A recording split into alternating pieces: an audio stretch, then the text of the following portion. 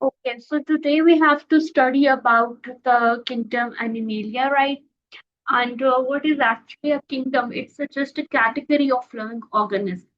And if we talk about kingdom, different kingdoms of classification, we know that we have animals, we have plants, we have fungi, bacteria, and protists, right? So these are the five kingdoms of living organism. And today we are going to target only the kingdom animals, right? Okay. Now, okay. Now the kingdom Animalia classification goes like this, that they are divided into two major categories. The first is the vertebrates and the other one is the invertebrates, right?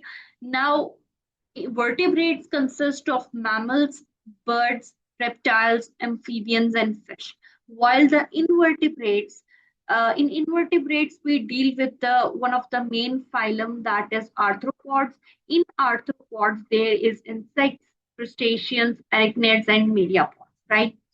And if we talk about the kingdom Animalia, we consider that they are multicellular organisms. They have no cell wall or chloroplast, and the most animals they uh, ingest solid food while some digest them internally. Right? Till here, is it okay? Yes, ma'am. Okay. Now, today we are going to study about the invertebrates, right? We will study about the phylum arthropod, and in that we will study about insects, crustaceans, arachnids, and myriapods.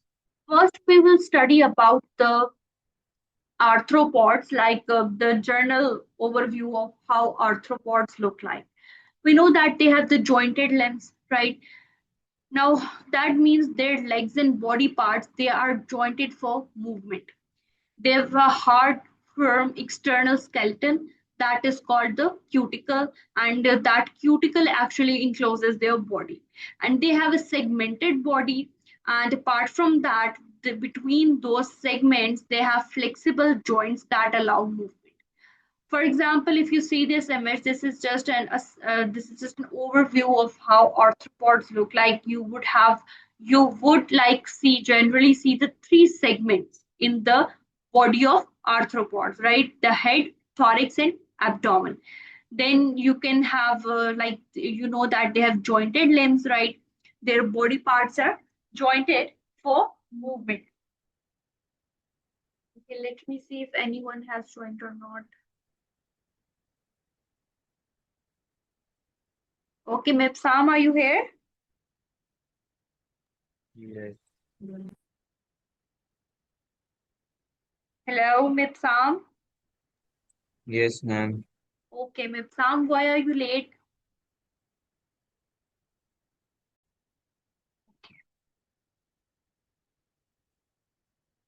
Okay, so we were studying about arthropods. So this is how arthropods they generally look like. First, we have to see the crustaceans. Now, these crustaceans they have exoskeleton, and that exoskeleton is actually a rigid external skeleton. Crustaceans also have jointed limbs, and then they have a pair of antennas that are the long thin feelers attached to their heads. And these antennas are very sensitive to touch and to chemicals. Crustaceans have compound eyes that are made up of tens or hundreds of separate lenses with light sensitive cells underneath. And apart from that, they are sensitive to movement, and most crustaceans they have a pair of jointed limbs on each segment of the body. Okay.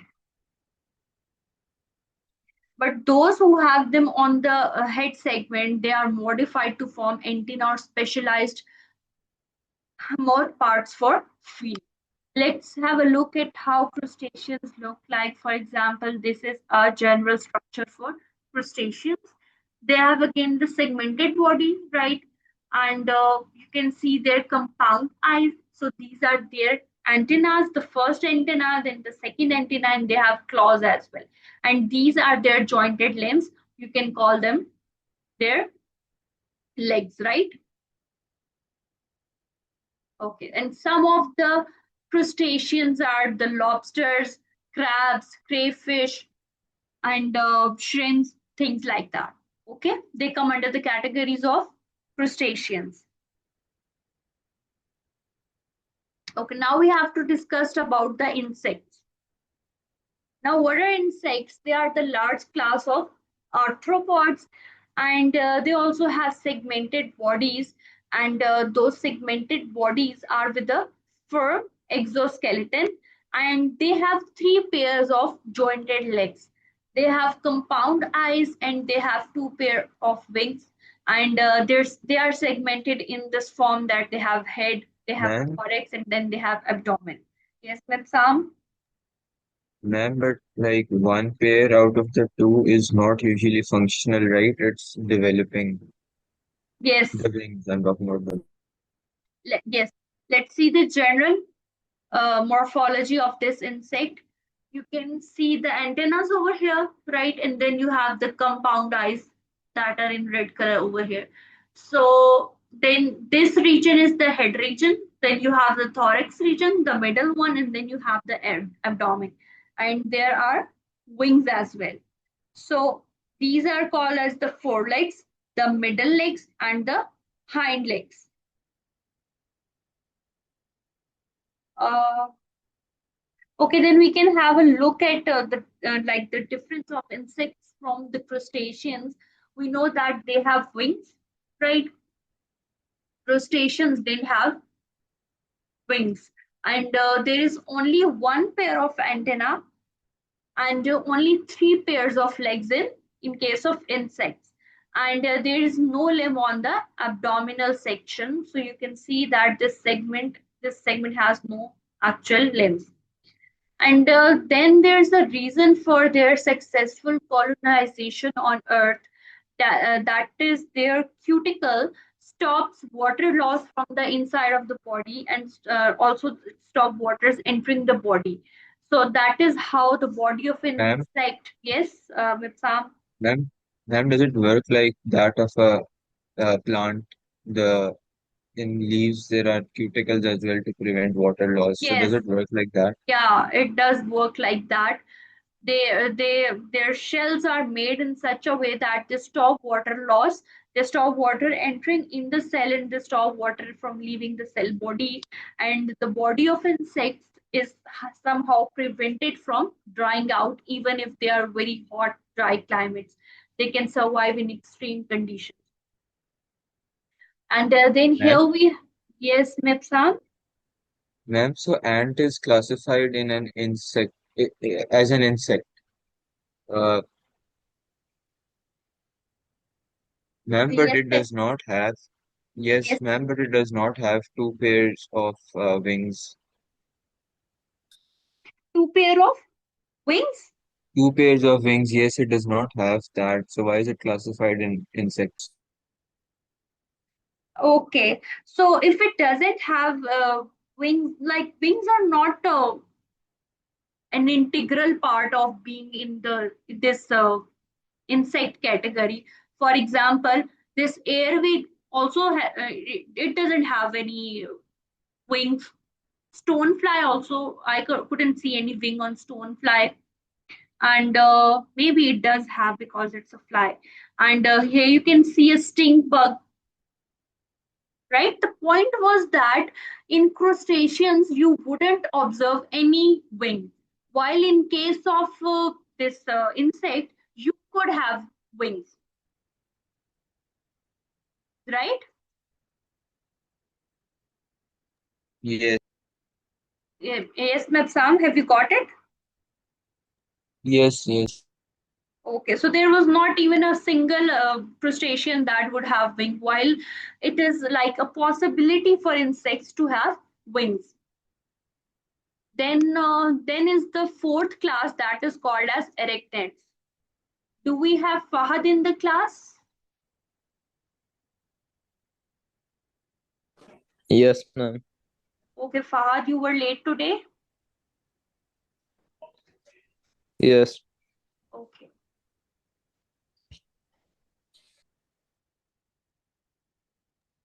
Ma'am, they have a head and a cephalothorax, Yes, and they have four pairs of legs. good. Uh, Yes. So arachnids, their bodies are mostly divided into two main parts. The first one is the cephalothorax, and the other one is the abdomen. Now, cephalothorax is the combined head and thorax region, and it has four pairs of limbs on their cephalothorax region, and usually they have several pairs of simple eyes as well. And let us have a look at this structure. There's their body structure. So you can see that here's an abdomen, and this is the cephalothorax, and then you have some pedipalps, and there is a poison sac. This poison sac held on the underside of the cephalothorax, so it is present at this region, right? Could you tell me the importance of pedipalp, anyone? Ma'am, of this poison sac, Uh, yeah, ma'am, it's used for its defense, I guess. Uh,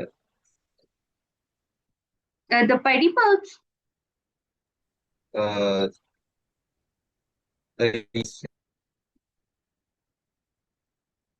Okay, let me tell you. Now, these pedipalps are like they are here, these one.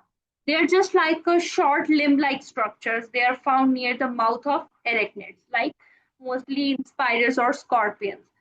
So you can't say that they are legs, right? These pedipalps, they are not the legs. And yeah, they do look like mini arms. You can that is how they look like mini arms, right? They have two important purposes. The first purpose is that this one pair is used in reproduction, while the other one is of more importance, that this is used to pierce their prey and paralyze it with poison secreted by a gland that is present at the base. So that is of most importance in case of pedipalps, right? Here we have a certain arachnids. You can see we have the tropical rat mite, black-legged or deer tick, itch mite, soil mite, American house dust mite. So these are some kinds of arachnids, and you would observe cephalothorax on all of them, and most of them do have the pedipalps as well. Then comes the last class, that is the myriapods. Now, myriapods have head and segmented body, right? And this segmented body is not clearly divided into thorax and abdomen region. So if we have, okay, first I'll explain it to you that they have pair of legs on each body segment, right? In case of millipedes, abdominal segments are merged together in pairs, and it looks like as if it has two pairs of legs per segment. And as myriapod grows, their extra segments are formed, or more extra segments are added to them. And the myriapods have one pair of antennas and simple eyes. In case of centipedes, centipedes are considered to be carnivores because they feed on other animals, while the millipedes, they are considered to be the herbivores. They feed on plant material, right? Okay, we can have a look at its structure. That okay. So first you can see that they have simple eyes, right? This is their head region, and they have antennas as well. And this is called to be the thorax. The first four segments are called to be the thorax, right? And yeah, you can see that there is one pair of legs on each thoracic segment. After that, there are two pair of legs on each paired abdominal segment, right? This, right? And there are up to 70 abdominal segments that are fused in pairs. So that is how a typical myriapod looks like, right? Is this understood by the class? yes, Okay, so mostly centipedes and millipedes make up the myriapods, right? Then we have a table to compare the key features of the four classes of arthropods. Um,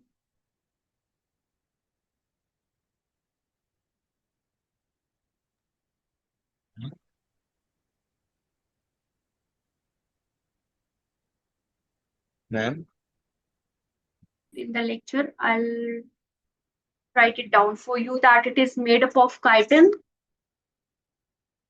That I should have mentioned. Oh,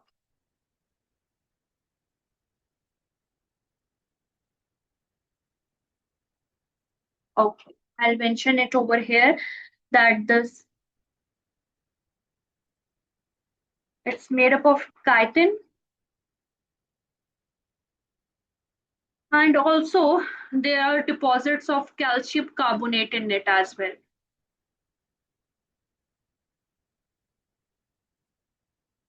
right? Could you tell me like what is chitin? Any one of you?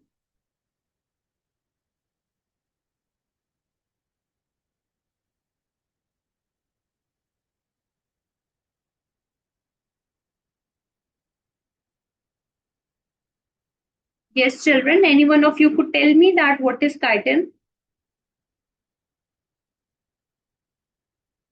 ma'am, is it like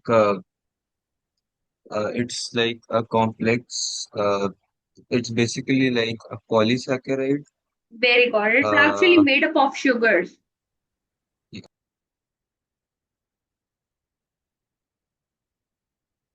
You can call it long chain of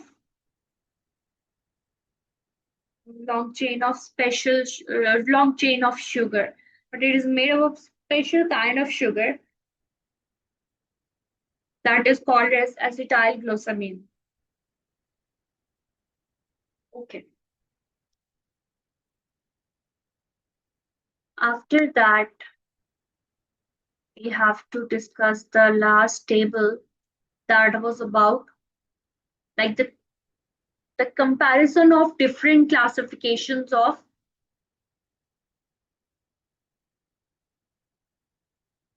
different classes. Now we know, for example, in case of insects, these are mostly the dragonfly and wasp. In case of arachnids, spider and mite. Crustacean, it's crab or woodlouse. In case of myriapods, it's either centipede or millipede. Now, insects, they usually have three pair of legs, right? For arachnids, they have four pair of legs. For crustaceans, they have five or more pair of legs. While myriapods, they have 10 or more pair of legs and usually one pair per segment, right? We know that their insect's body is divided into head, thorax, and abdomen, while arachnid's body is divided into cephalothorax and abdomen. If we talk about the crustacea, their body is divided into cephalothorax combined with, like, cephalothorax is the combined head and thorax region, and the abdomen. So if we talk about the myriapods, their body is not obviously divided into thorax and abdomen region. So in case of insects, there is one pair of antenna. In case of arachnids, there are no antennas. For in case of crustaceans, they have two pairs of antennas, and in case of myriapods, they have again the one pair of antennas. If we talk about the insects, they have one pair of compound eyes, while in case of arachnids, they have several pairs of simple eyes. In case of crustaceans, they have one pair of compound eyes. In case of myriapods, they have simple eyes. In case of insects, they usually have two pairs of wings, right? And it's usually not always, right? In case of arachnids, they have pair of pedipalps adapted for biting and poisoning their prey. And in case of crustaceans, they have exoskeleton that is often that forms a hard covering over most of the body, and there's no any special kind of adaptation in myriapods, right? Is that clear, class? yes. Okay. Okay, ma'am. In location, like, is it Now I'm proceeding to the other topic, that is vertebrates. Now we are done for invertebrates. Now we have to move towards the vertebrates. So we know that vertebrates are the animals that have a vertebral column, and that is also called a spine or a backbone. Now, what is a vertebral column? It is actually the chain of bones that is called as the vertebrae. Okay, then we have to see about what a structure of vertebral column looks like. So it is made up of vertebrae.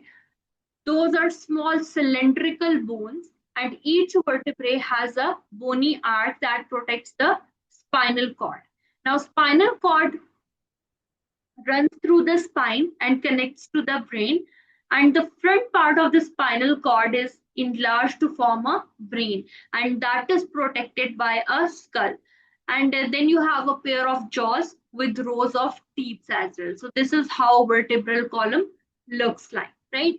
Then we have to see what a cold-blooded and warm-blooded animals are.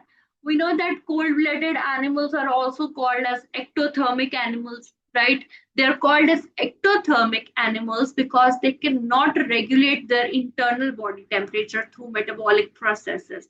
So they rely on external sources like sunlight or warm surfaces to regulate their body temperature. And the fish, reptiles, and amphibians, they come under the category of cold-blooded animals. If we talk about the warm-blooded animals, we know that they are called as endothermic animals. They can regulate their body temperature internally, and they maintain a relatively constant internal temperature regardless of the external temperatures. And mammal and birds, they come under the category of warm-blooded animals, right? Is that clear?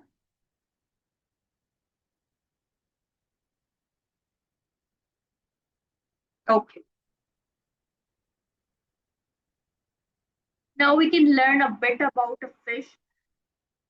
Fishes are like cold-blooded vertebrates. They have a smooth, streamlined shape that allows them to move through water easily. That streamlined shape is to actually help it to move through the water easily. Then there are the overlapping scales covered. We can see the scales. They're normally like this.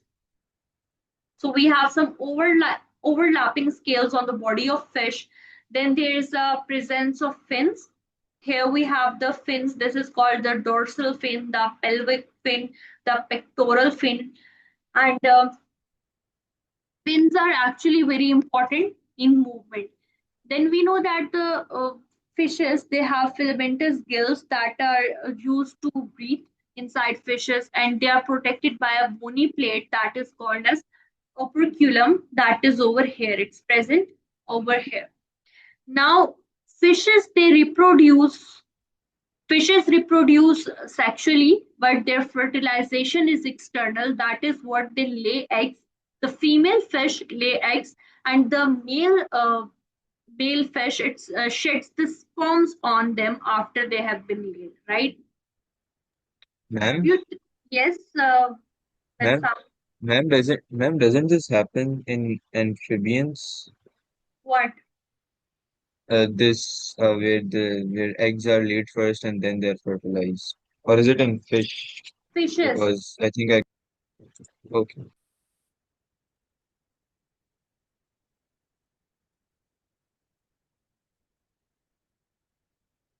So they have like external fertilization.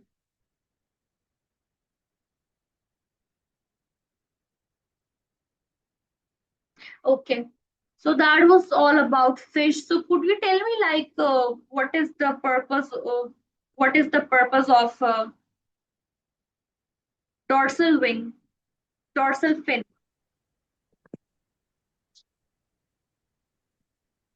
اسمه نوري جوكر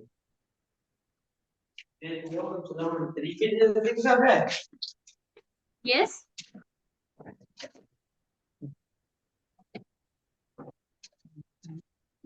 شنو الكلام فاضي So Ma'am, this, maybe for giving, ma'am, for like balancing it yes, this underwater is against normally the used currents. for, it is normally used for balancing, so it prevents the fish from rolling side to side in water. What about the pectoral fin? Ma'am, sense of direction maybe. Yes, Ma'am, does it like give a sense of direction to the fish? yes.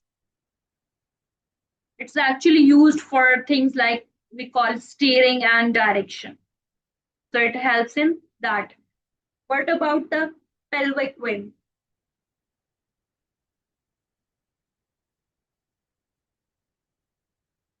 This one.